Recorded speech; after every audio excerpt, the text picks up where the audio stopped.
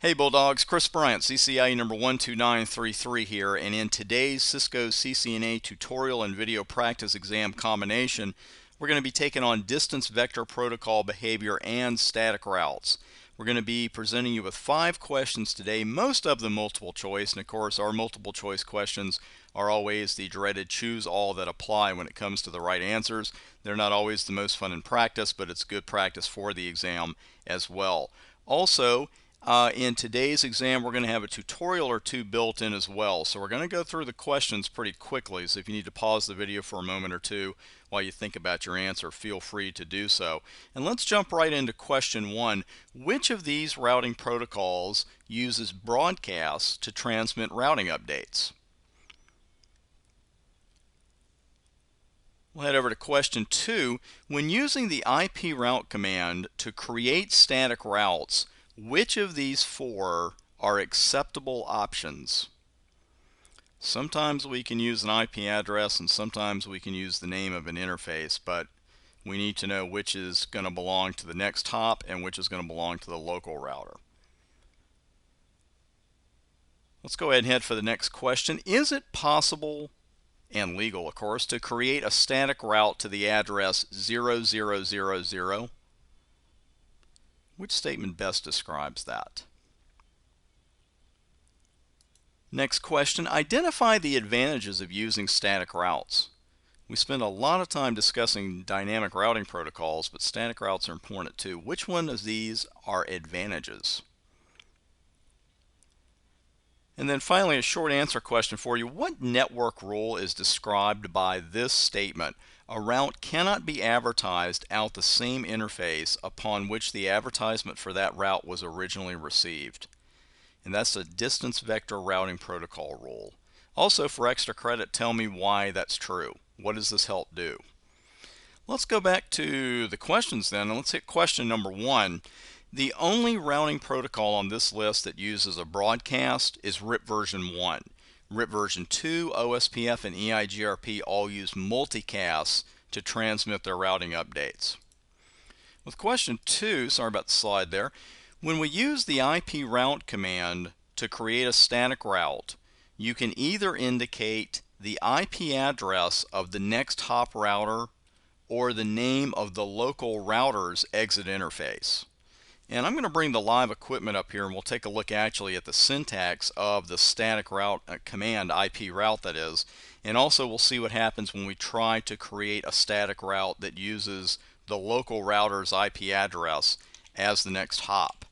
And we're going to be using the serial 0 interface here, and as you can see from the output of show interface serial 0, the IP address of this particular interface is 172.12.123.1. So let's just say that we're going to use the IP route command here, and we'll look at the syntax step by step going left to right. Profile and VRF for the CCNA, I would not concern myself with those options, but destination prefix we definitely want to concern ourselves with. And let's just say we're making it a destination route, destination of that network. You're always going to put a prefix mask in your IP route commands. You don't use wildcard masks here. Got to watch that on your exam as well. Now we can specify either the forwarding router's address, as iOS help tells us, or one of these local interfaces. And what happens then if we attempt to set it to the local router's IP address? We're going to hit it right here. We hit enter, and we actually get a little message. I love the paren here. I love it's almost like it's whispering to you. You get a message, invalid next hop IP address, or just invalid next hop address, and then it mentions, oh yeah, by the way, it's this router. It's real easy to do, but as you see, the router will not let you do that. But of course, that's one of those behaviors we have to know about for our CCNA exam as well. So again, when you're using the IP route command, if you're specifying an IP address, it's going to be the IP address of the next hop router. If you choose the option about naming an interface, you are naming the local router's exit interface. Is it legal and possible to create a static route to the address 0000? Got a good way we can find out. We're going to try to write one right here. So let me just backspace over that. We'll just go over the whole thing and go to another line. And if we put IP route, and again we put our destination prefix here, And then we put a destination mask here. Then we could either put the forwarding IP address, the forwarding router's address, or the local exit interface. And we could use that, serial 0. And that would be it. That is a legal command, as you can see. And what you've just done is actually created a default static route. And here in the routing table, what you'll see is S asterisk, and that indicates a default static route. So that is the key right there. You can indeed create a static routing to the address 0000. Just make sure you follow it with a network mask of all zeros, and then you have created what we call a default static route. The advantages of using static routes: highly scalable solution, no. It's definitely not a scalable solution, because the larger your network gets, the more static routes that you and I as the network admins have to continually go around and keep adding static routes. It is not considered a scalable solution. You will have less packet overhead on your network, because all of our routing protocols have some kind of overhead. Some send full routing tables in their routing updates. Some send hello packets, so there's some kind of overhead. Static routes don't have any, so yes, less packet overhead is an advantage of a static route. Updates use multicast rather than broadcast. That's really not true at all, because it's not going to use either one. It is static.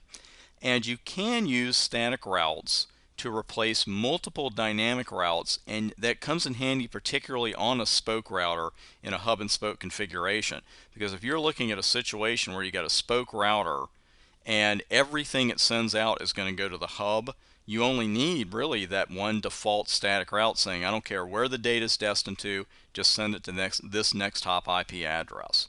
So the true statements here are B and D.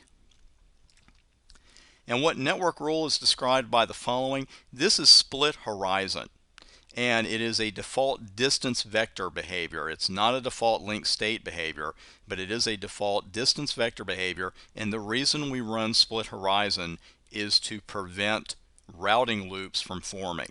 Remember, STP prevents switching loops, and split horizon and route poisoning, among other behaviors, help to prevent routing loops. Hope you enjoyed today's tutorial. We've got hundreds more on the way, and literally over 100 on our YouTube channel alone and the Bulldog blog. So make sure to check us out there. Thanks again for your time. I'm Chris Bryant, CCIE number 12933.